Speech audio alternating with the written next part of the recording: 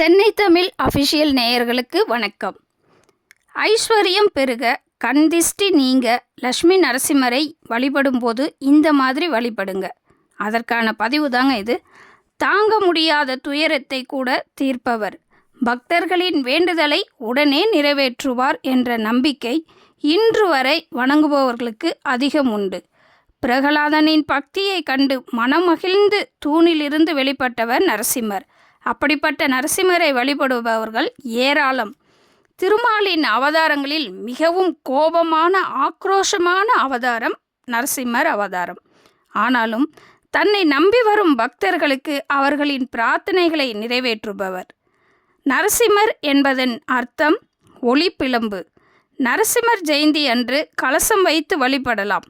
நரசிம்மர் ஜெயந்தி அன்று தங்களால் முடிந்த நைவேத்தியமும் செய்யலாம். நரசிம்மரை நினைத்து விரதம் இருப்பவர்கள் பாலால் செய்த உணவுப் பொருட்களை தவிர்ப்பது நல்லது என்கின்றனர். பூக்களில் சிவப்பு நிறமான செவ்வரளி, செம்பருத்தி பூக்கள் வைத்து வழிபடலாம். இவ்வாறு செய்து வர பயம் நீங்கி நன்மை ஏற்படும். நரசிம்மரின் பரிபூர்ண அருளை பெற ஸ்ரீமத் பாகவதத்தில் வரும் பிரகலாத சித்திரத்தை மனதுருகி பாராயணம் செய்வதன் மூலம் சிறப்பான வெற்றிகள் பலன்கள் வாழ்வில் ஏற்படும். அப்படி சொல்ல முடியாதவர்கள் ஓம் நமோ நாராயணா என்றும் ஓம் லக்ஷ்மி நரசிம்மராய நமக என்ற மந்திரத்தையும் உச்சரித்து வர வீட்டில் பண கஷ்டம் வராது. நரசிம்மர் பல அவதாரங்களில் காட்சி கொடுக்கிறார். இரணியகசிபுவை வதம் செய்த போது வீர நரசிம்மராகவும், அதுவே மகாலட்சுமி தாயாரை மடியில் அமர்த்தியிருக்கையில் லக்ஷ்மி நரசிம்மராகவும் காட்சி தருகிறார். இரு கால்களையும் மடக்கி அமர்ந்து இருக்கும்போது யோக நரசிம்மராக காட்சி தருகிறார். இரணியகசிபுவின் கொடுமைகள் நாளுக்கு நாள் அதிகரித்து அனைவரையும் துன்புறுத்தி வர, குறிப்பாக குழந்தையான பிரகலாதனை தன் பக்தனை துன்புறுத்தினால் சும்மா விடுவாரா நரசிம்மர்? உடனே இரணியகசிபுவை வதம் செய்கிறார். அதற்கு அவர் எடுத்த அவதாரம் நரசிம்மர் அவதாரம்.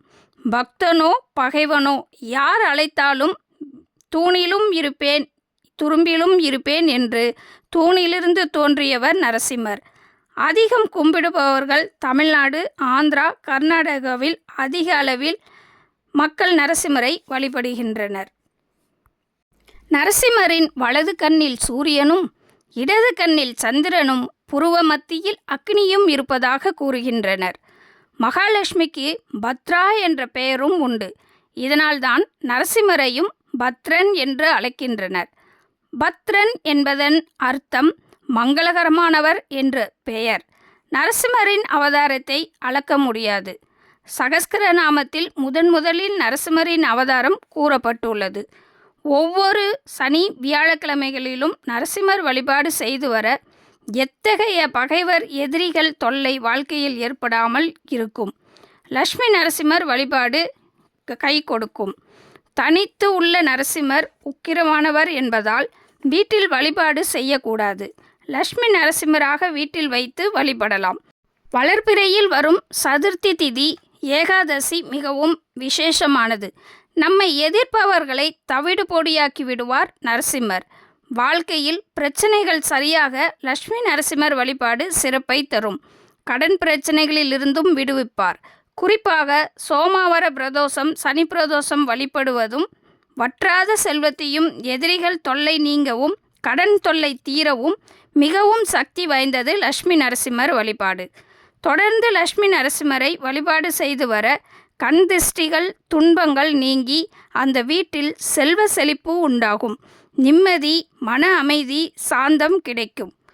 ஓம் நமோ நாராயணா அல்லது ஓம் லக்ஷ்மி நரசிம்மாய நமக என்ற மந்திரத்தை உச்சரித்து வாழ்க்கையில் செல்வ செழிப்பையும் சகல நன்மைகளையும் பெறுங்கள்.